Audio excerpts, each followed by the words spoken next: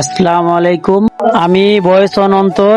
আমি এর আগে একটা ভিডিও ছাড়ছিলাম জনগণের বিষয় নিয়ে, আর এখন একটা ভিডিও করতেছি। এই ব্রিজটা খুবই ছোট, খুবই মানে এমন অবস্থা যে একটা রিক্সা ঢুকলে একটা প্রাইভেট যাইতে পারে না।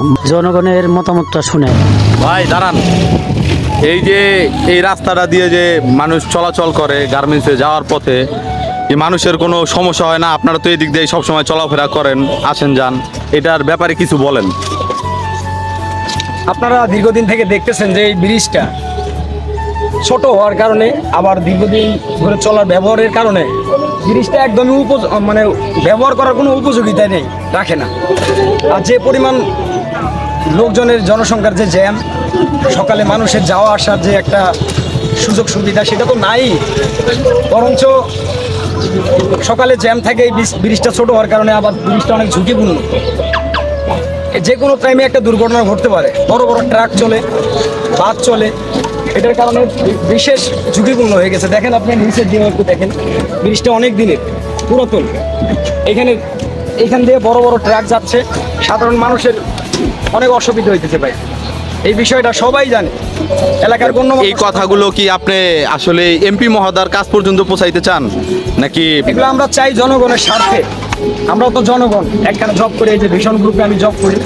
তো হচ্ছে এই ভীষণ গার্মেন্টসের আশপাশে যতগুলো শ্রমিক আছে, সকালে এত পরিমাণ জ্যাম থাকে ভাই, সকালে অফিস পর্যন্ত যাওয়া সম্ভব হয় না।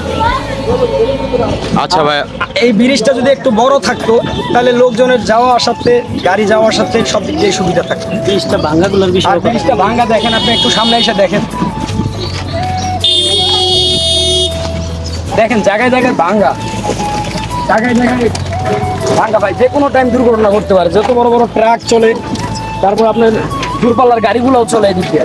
আমরা ঠিক মতো যাতায়াত তো করতে পারি না, একটা আতঙ্কের ভিতরে থাকি যে কোন সময় এটা ভেঙে জানি পড়ে। এলাকার সবাই জানে, গণ্যমান্য ব্যক্তি সবাই জানে, কিন্তু এটা কেউ আসলে সেই চোখে দেখতেছে না। যে সুবিধার থাকতে আপনার সুবিধা আছে, আপনি সুবিধা মতো চলতেছেন যেমন মন চায়, কিন্তু আমরা তো চলতে পারতেছি না ভাই।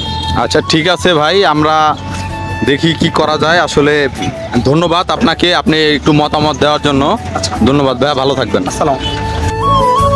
গির্জা রোডের মাথায় যে রাসেল ভাই কাজগুলো করতেছে, জামগুলো ছুটাইতেছে, ওইখানে ছুটে লাভ কি? এইখানে ব্রিজে গাড়ি আইসা ঘন্টার পর ঘন্টা জ্যামে আটকায় থাকে। আর এইদিকের জ্যামটা, এইদিকে আপনার পলু মার্কেট থেকে এইদিকে হচ্ছে আপনার ডেসাপ পর্যন্ত, এইদিকে ফুল জ্যাম থাকে এই ব্রিজটার কারণে। ব্রিজের টেম্পার নাই, দেখেন এই যে পাথরগুলা পা দিয়া ডলা দিলে উঠে, যে কোনো মুহূর্তে এটা ভেঙে যেতে পারে। এটা অনেক রিস্কের উপরে আছে। এখান দিয়ে একটা গাড়ি গেলে আরেকটা গাড়ি আসতে পারে না, আর দুইটা গাড়ি যদি একসাথে ঢুকে একটা মানুষ যে পার হইব ওই রকম কোনো জায়গা থাকে না, যার কারণে মানে খুবই সমস্যা এখানে মানুষ পারাপারের। আর মোটামুটি এখানে এই রাস্তা দিয়ে প্রতিদিন হাজার হাজার গাড়ি যাওয়া আসা করে। কভার ভ্যান, বিভিন্ন গার্মেন্টসের কোম্পানির গাড়িগুলা, রাতে শিপমেন্টের গাড়ি, যেমন আপনাকে ভীষণ কোম্পানির, আজিম গ্রুপ, ডেসাপ, এগুলোর যে প্রতিদিন হাজার হাজার গাড়ি আসা যাওয়া করে। তারপরে লাখ লাখ মানুষ এইখান দিয়েই ব্রিজের উপর দিয়ে আসা যাওয়া করে।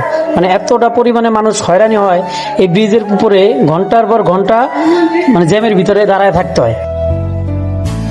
এই রোডে যারা ভুক্তভোগী আছেন, অবশ্যই তারা কমেন্ট শেয়ার করবেন, যাতে এমপি মহোদয়ের কাছে এই ভিডিওটা পৌঁছায়। ইনশাল্লাহ। আল্লাহ হাফেজ।